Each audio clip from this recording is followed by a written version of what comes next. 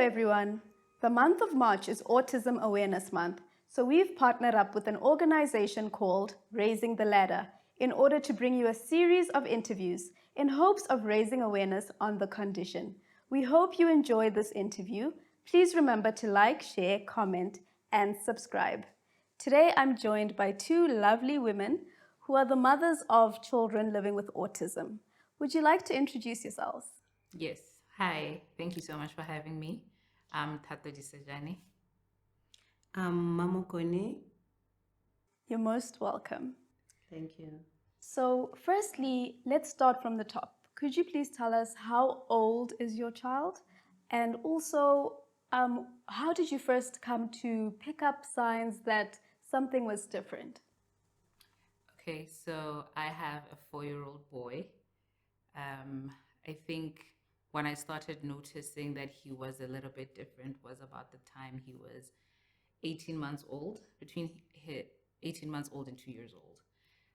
So that is the time when I started noticing that he wasn't quite as expressive and quite as alert as the other children that he was around. And yeah, that was just about the time when we started noticing something was a bit different about him.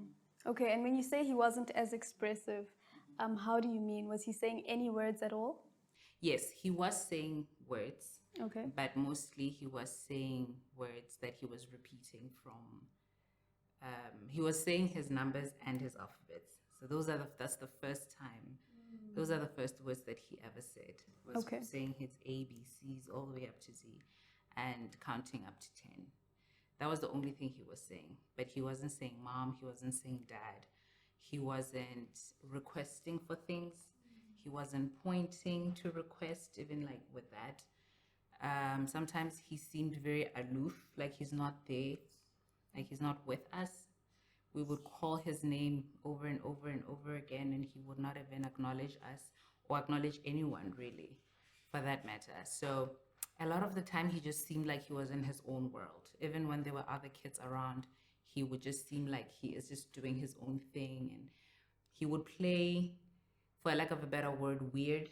Now we have learned to really accept the way he plays. Okay. But he had like a way where he would play and line up his toys. He was very specific. Sometimes he would just play with the wheels of the trucks and not really like drive them like the typical child would do. So we started observing those things, and that's when we were like, maybe we need to maybe have a conversation with the doctor. But also before that is when I started. The first thing we noticed was that he had a speech delay. He wasn't saying much. So I went online, started researching things like, okay, what can we do to kind of encourage him at home? Maybe we need to speak to him more and all that. What activities can we do? And then autism just kept coming up. It's like, is it a speech delay? Is it autism? All these YouTube videos started saying autism, autism, autism. And I'm like, at that point, I didn't know much about autism. I knew just a little bit that I've seen maybe on TV and like, but I hadn't really known much about it. And then that's when I started clicking on these videos. I'm like, okay, let me just try to see what it is. But it wasn't really on my radar at the time.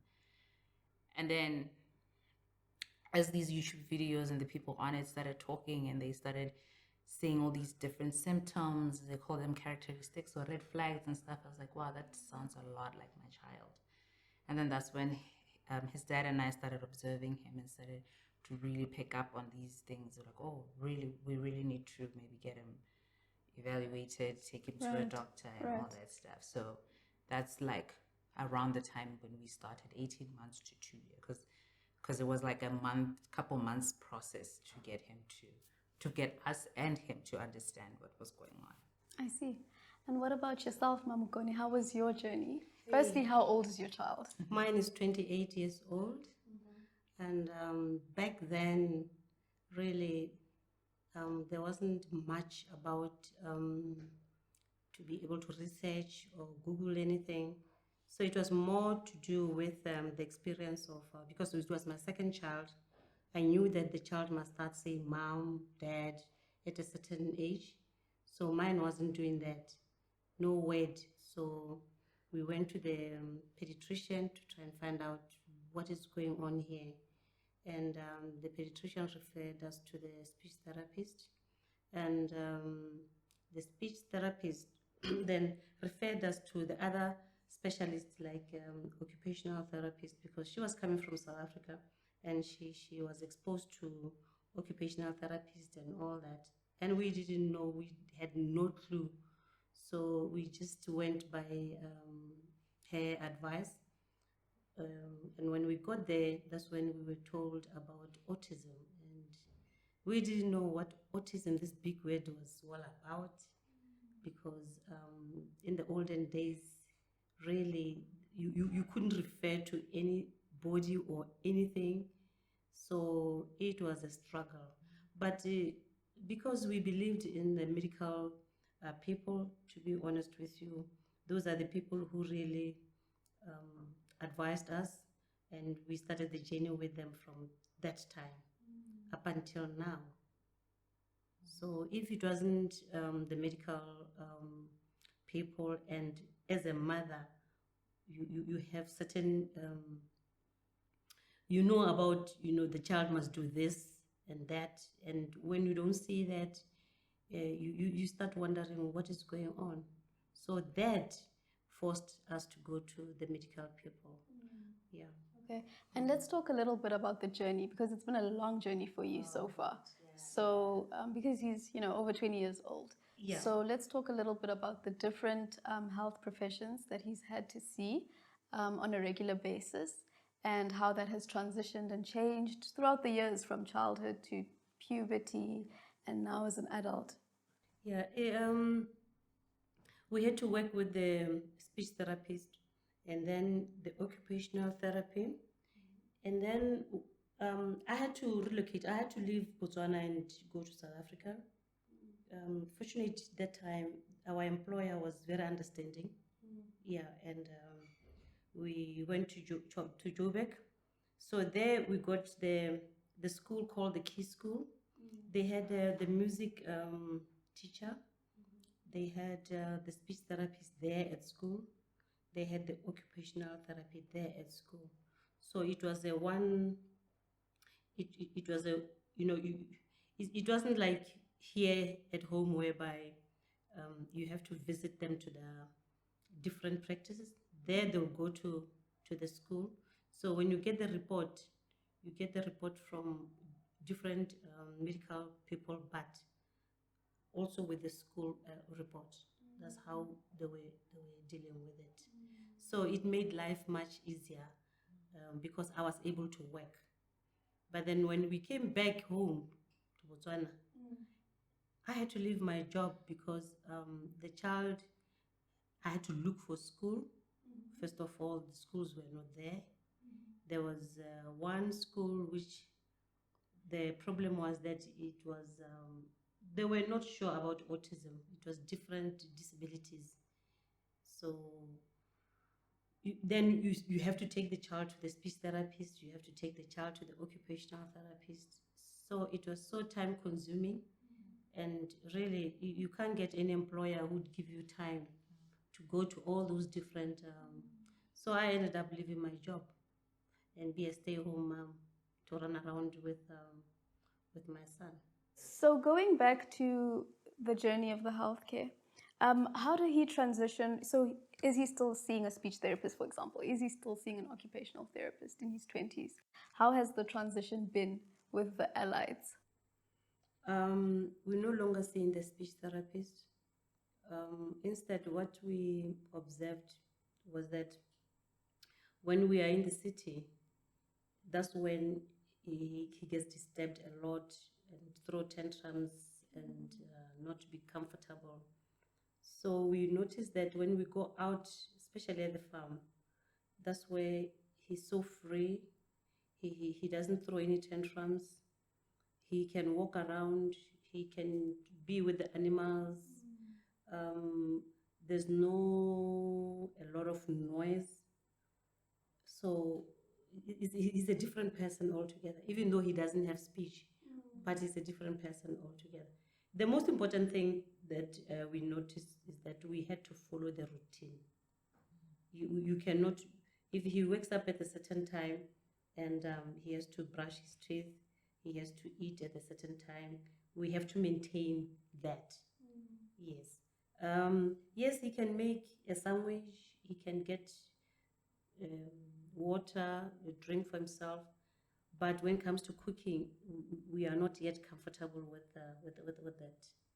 I don't know whether it's fear, but at the same time, because there are a lot of things that we had to like took it took a long time for him to do certain things.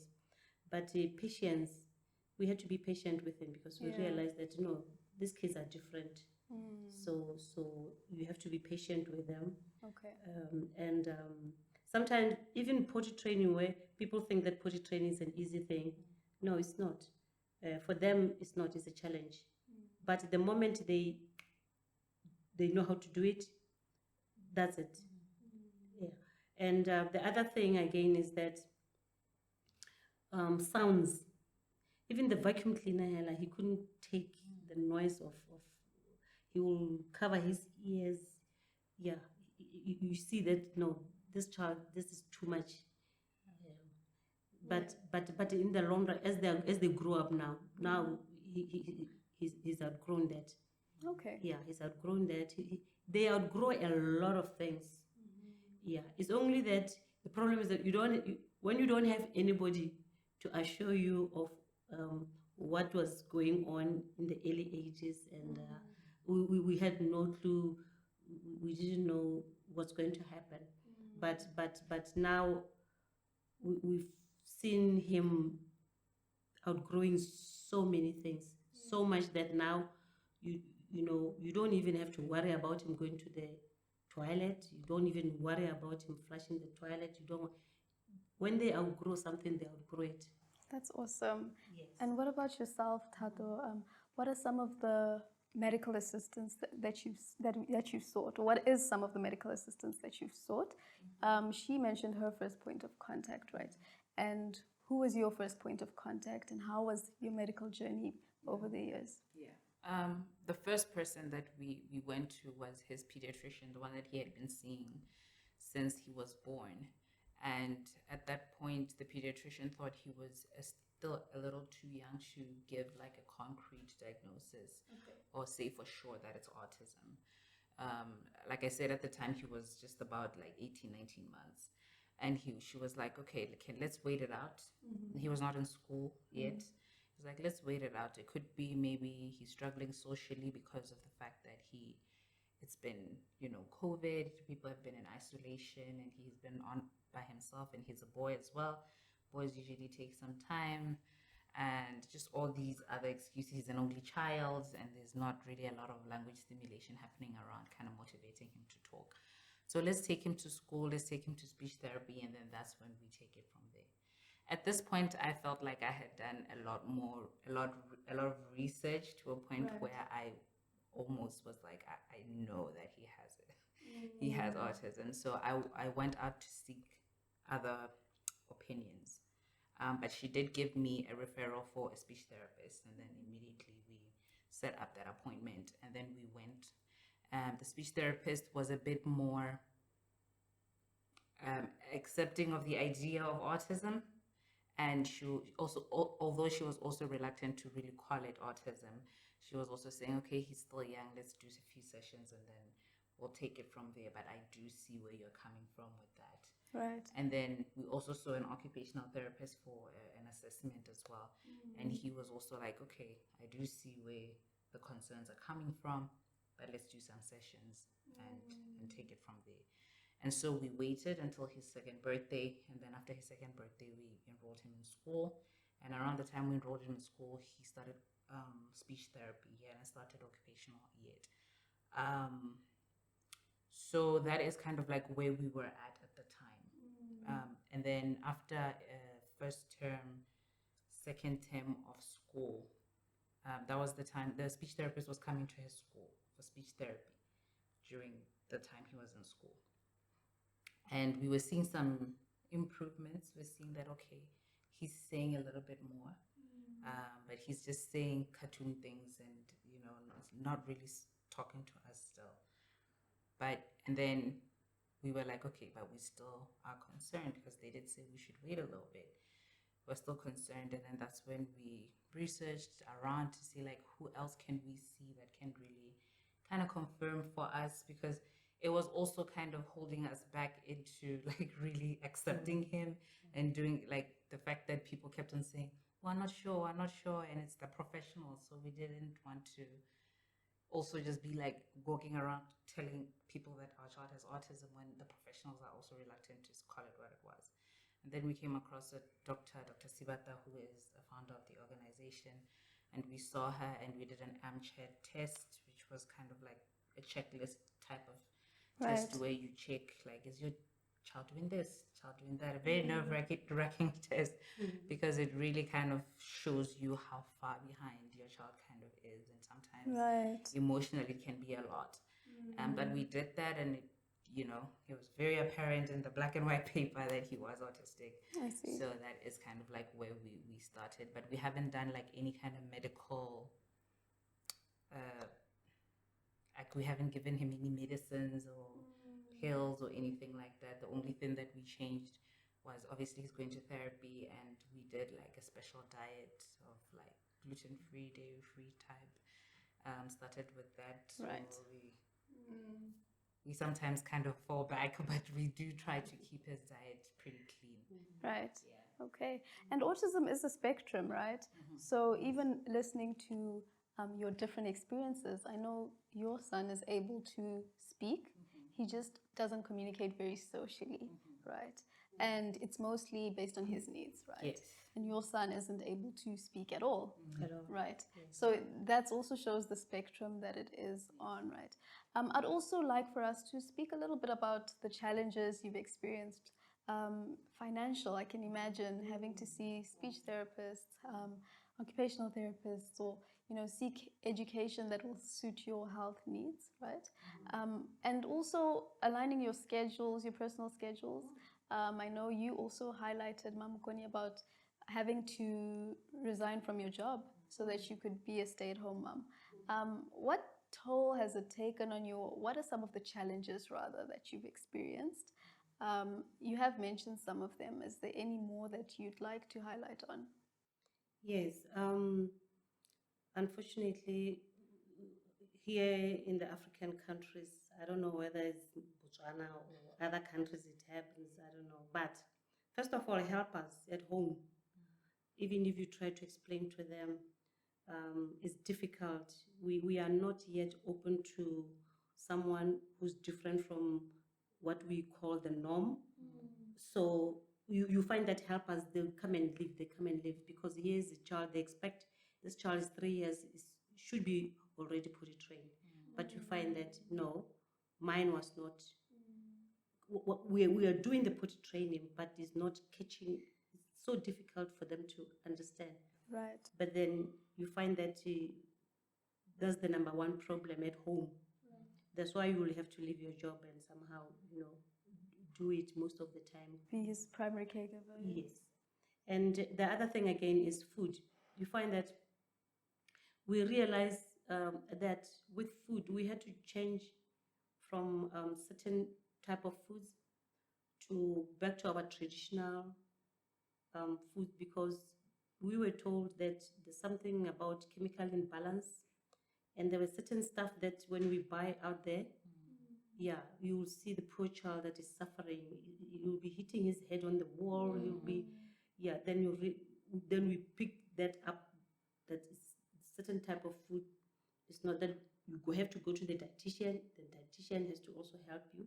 But some, they've got absolutely no clue. So as a mother, you find that through seeing your child going through, whether it's food, you are the one who will be able to pick up all this. And then you have to go to the medical people and start telling them about things like that. Financially, it's very, very, very expensive, because again, the medical aids, they don't cover all this. You end up with excess on your medical aid. You have to pay certain fees because medical aid does not take this. And when he turned 21, they will tell you that he's an adult. So he has to have his own medical aid. Therefore, even if you try to explain that, he's not waking, he's got no speech, you know. So it's very difficult. You start again from that age, because now, from the beginning, when they are young, is better medically, but once they reach a certain age, they change. You have to go back to. Fortunate enough, there was at the OP, there was that office, but may his soul rest in peace. He was very, very helpful with right to medical aid, you know, giving them, you know, talking to them that, you know what, this child cannot do this and that and that. So, and then we got letters from the doctors also, that medically, they are the ones who were assisting a lot, because they had to explain certain things that me as a mother couldn't. Right. So medical aid then accepted that. But then you find that the fees that they're charging for these kids, they're huge. So it's the most expensive thing. And when you try to go to the government, you know, it's a problem, because these kids, they cannot wait in the queues for long, and you cannot ask people, can I go in front, can I, because like I said, people are not, yeah, we somehow, as human beings, we are so selfish. We until that thing happens to you or to one of your relatives, that's when you can understand. But most of the time you find that you keep on explaining yourself wherever you go about autism.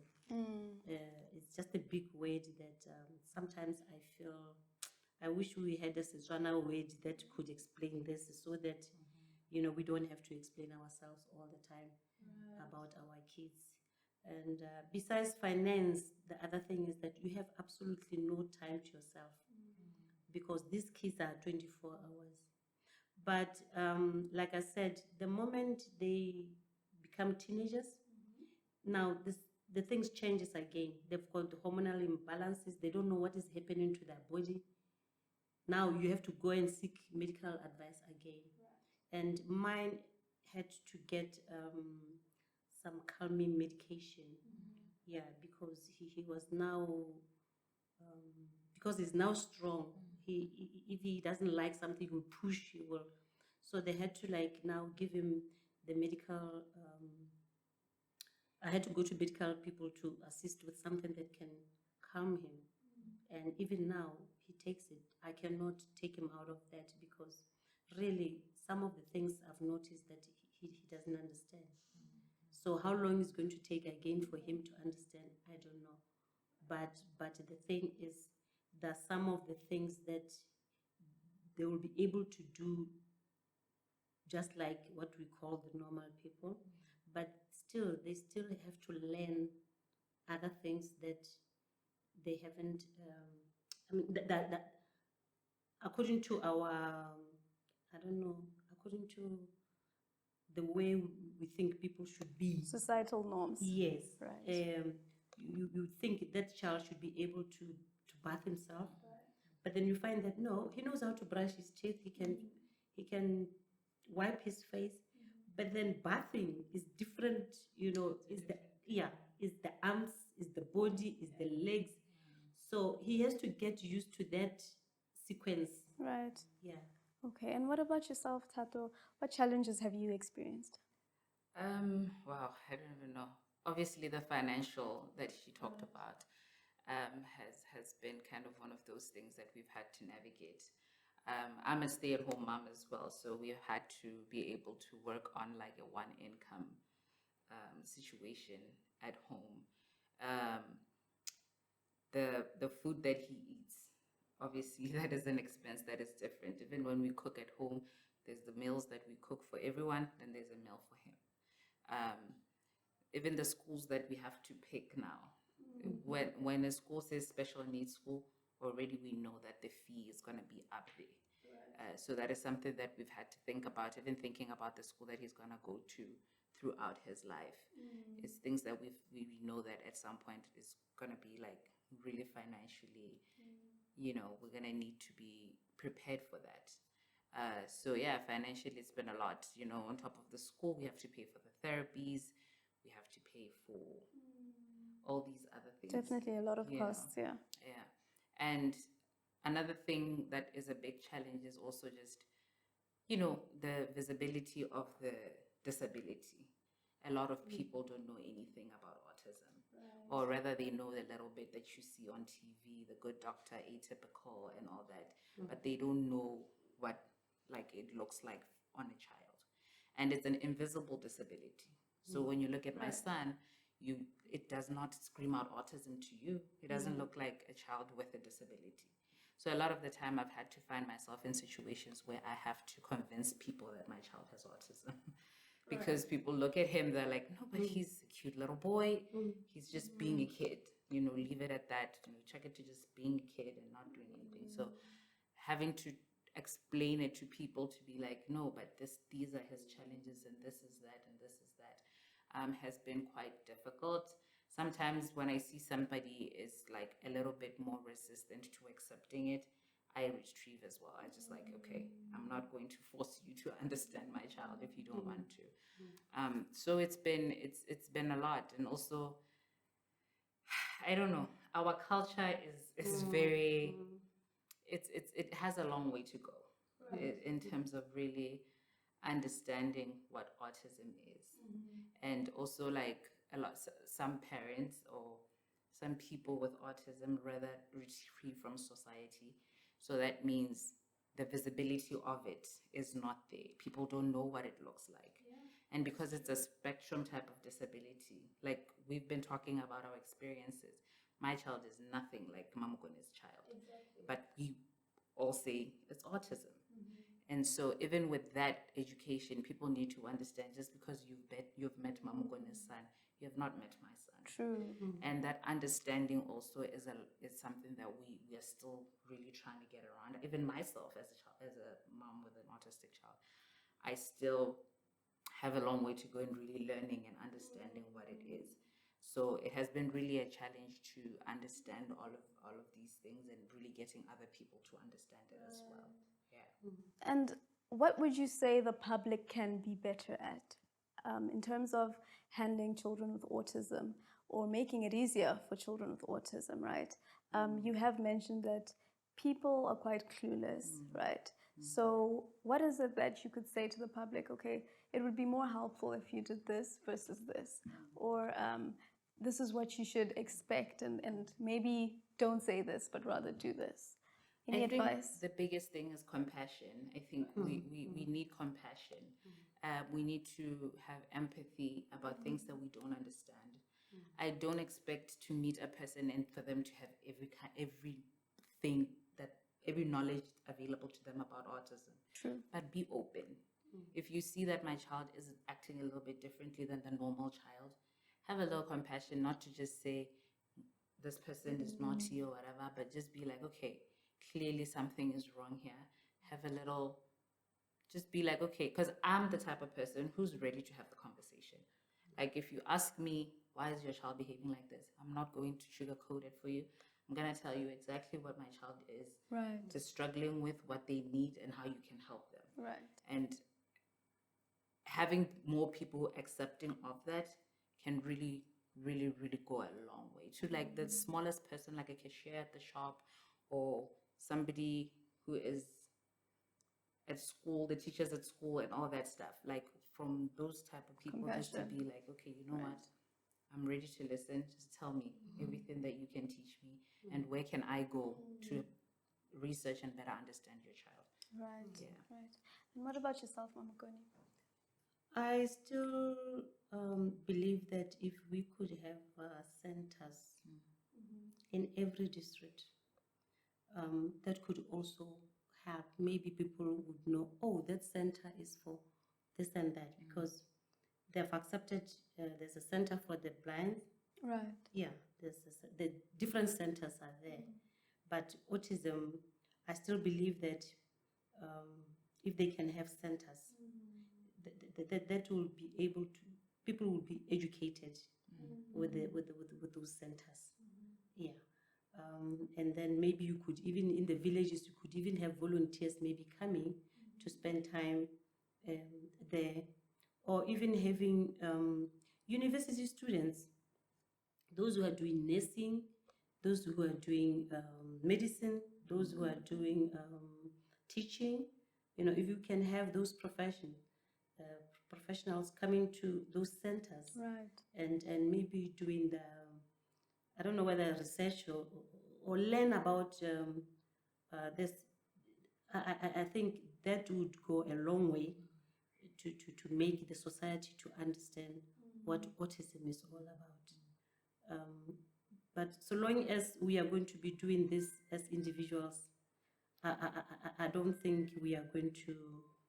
I don't think we are going to win. Yeah. The other thing again is that we come from different backgrounds. Right. I sit there and I look at myself and I'm like, I've got access to private doctors and all that. Now, what about somebody who's in the village at home there with the grandmother who doesn't have access to private doctors, Right. who doesn't have access to medical aids? Really, how do they cope? And when I look at the way our government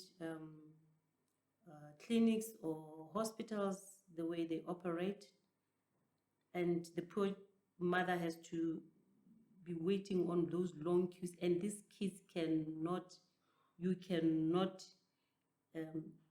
sit there with them for a long, they automate few minutes, you can't even control, they'll be running, they'll be screaming, they'll be, when they're frustrated, it's so uncontrollable. And poor parents, sometimes they go through all that, but they don't know what to say to.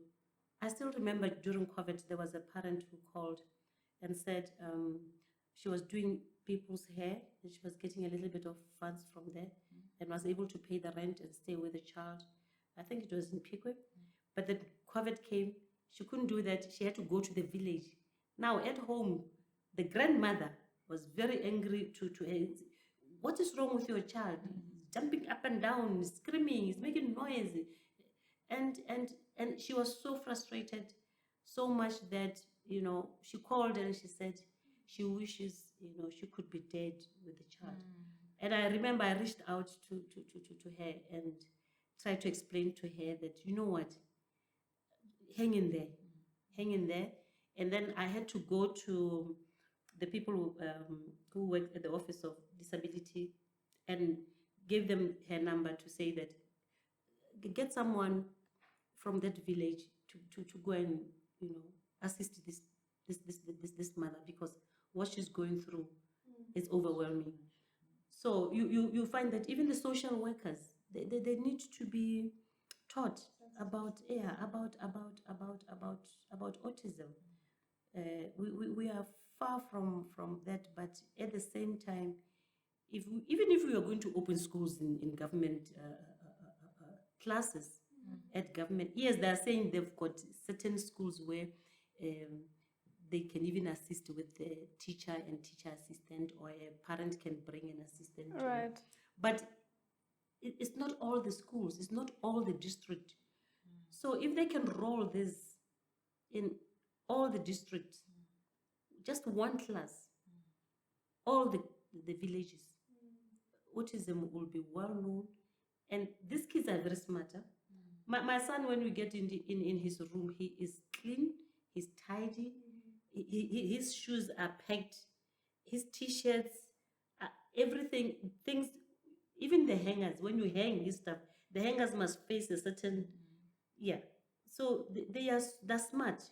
All what they need is they need to be guided, and we must have patience. That's why I'm saying mine is 28. To me, is still my little boy. And I know I'm going to get a breakthrough one day on another thing, because the other stuff he's now doing, even though he can't communicate, but I still believe that one day it's going to happen. All right. But I'm not going to be convinced by, you know, people now are taking advantage of our kids also. Yeah, they start opening these schools and promising they'll bring all these different churches and they will come and tell you this is going to happen. I'm one person who don't do that, because I've realized that sometimes now they're making a business out of our kids. Yeah.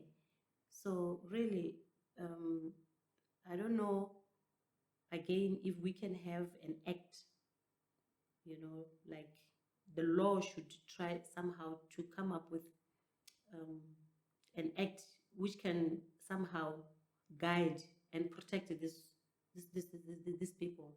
They should not just talk about disability act.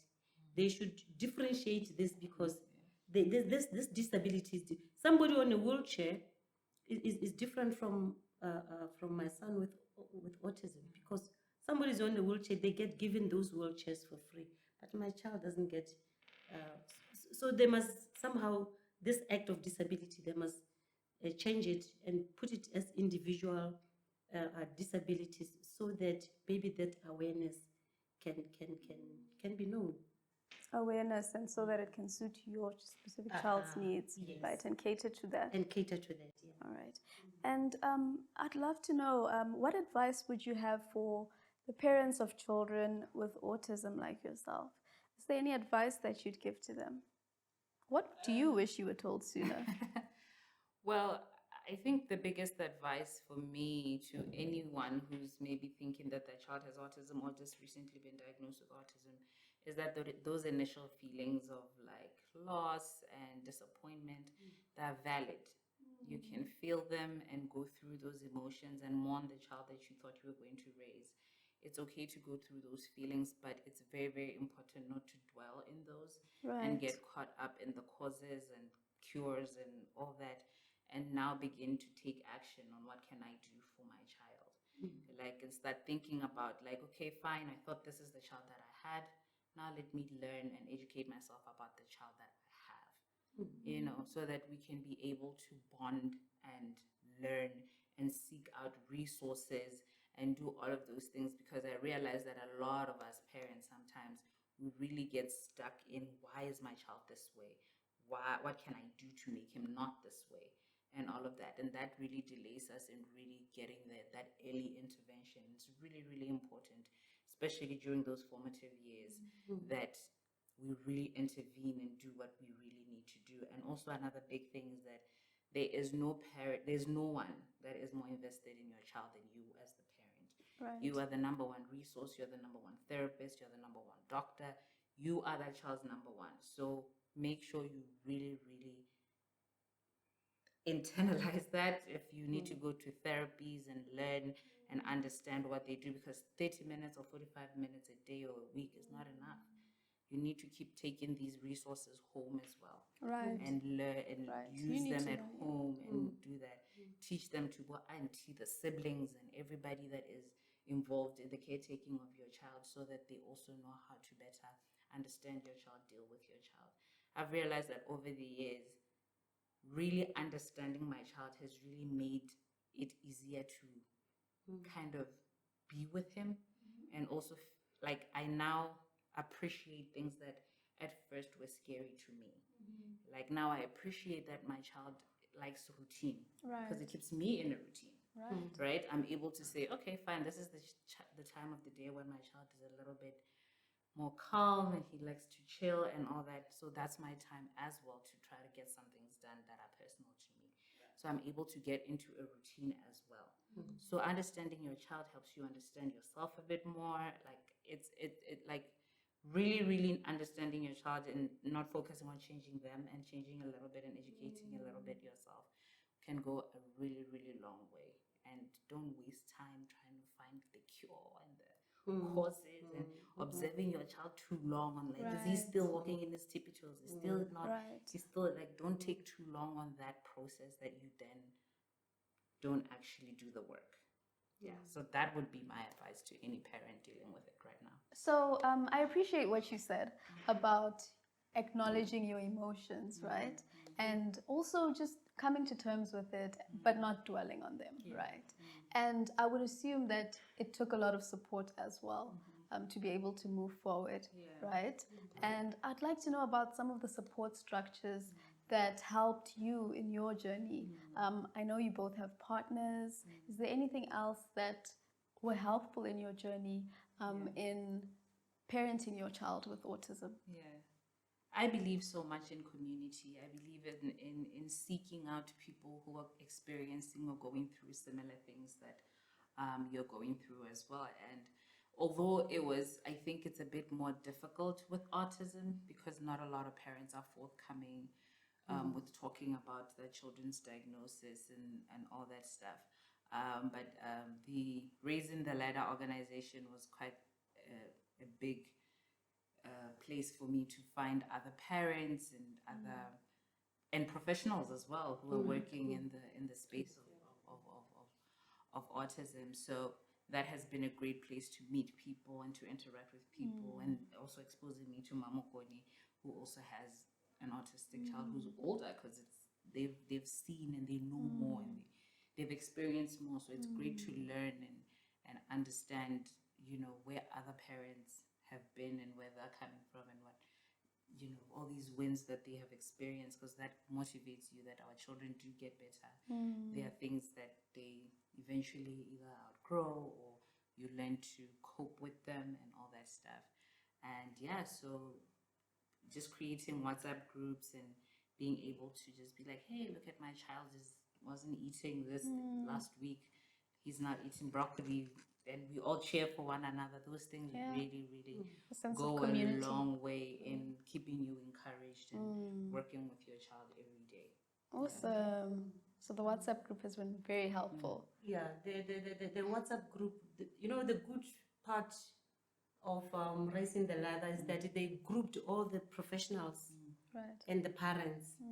So sometimes you are even, assisted on the WhatsApp group without having to go to consultation. To consultation. Right. And sometimes I feel for them, and I'm like, as mothers, we want answers there and there, and the doctors and the medical people, sometimes they have to give us answers there. Right. So that's why I'm saying Raising the Ladder is different in that manner, in the manner that it's professional. The WhatsApp group, the parents are there. You want to talk about certain things through professionals, right, to get the right, that's important, to get the right direction. Because some of the groups, you find that the problem is that somebody is going to talk about a certain type of medication. I was giving my child this type of medication, and there's no professional there, and there's no indication for that medication. Exactly. And so it's very, very important for autism to have the medical people involved. Definitely. So that as parents we don't diagnose our own children. Absolutely. And start buying medication because so and so said that medication can help the kids. Misinformation. So it's very, very important that at least with Raising the Ladder, we have the professionals who we can bounce our questions and our ideas, and the WhatsApp group also has done a very good. It's a communication whereby, like I'm saying, I wish the government could somehow subsidize the medical practitioners so that they can assist us. Yeah, especially those who are not on medical aid. I wish they could somehow subsidize. Yeah, because these people are giving us hope, and they're giving us that professional advice, which we have to pay for, but sometimes we don't pay for. I'd love to know, what advice would you have for the parents of children with autism like yourself?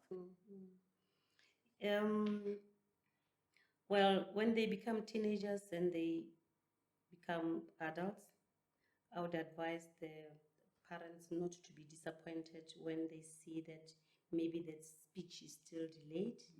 Because for me, even though he's 28 years old, I still believe that one day that thing is going to unlock and he's going to say something. So all what you have to do is concentrate on what can you help him with.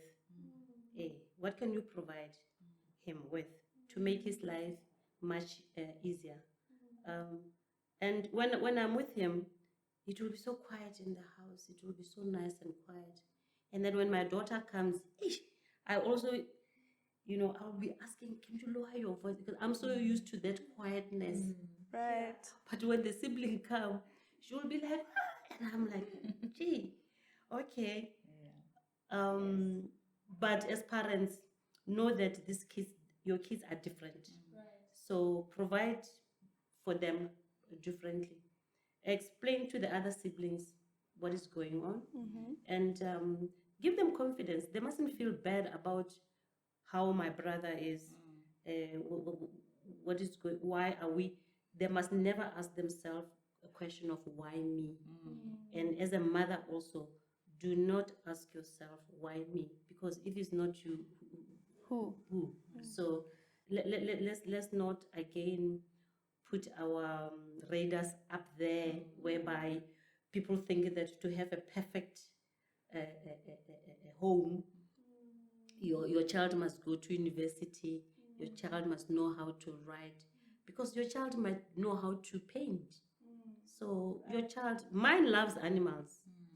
He loves animals, That's you know, nice, yes. and he loves feeding them. He wants to go and put food for them, and he will watch them eat, and he will put water for them. Yeah, and then the plants he loves watering. Right. Yeah, so He has his strengths. he has his strengths. So concentrate on those strengths. I don't say to myself, well, I wanted him to go to university. No, I'm not going to frustrate him again by pushing certain things that I can see that now this is stressing him. Yeah, so let's acknowledge what we've been given. Hey. And these kids, when you look at them, they are so handsome. They are so handsome. You don't see autism written on them. Up until somebody says something to them, like mine always, they would, but we thought you could say something. Then they realize, no, he's not saying anything to them. Then they start asking. But until, as parents also, we don't stress a lot. I used to stress a lot in the beginning because I didn't know anybody with a child like mine.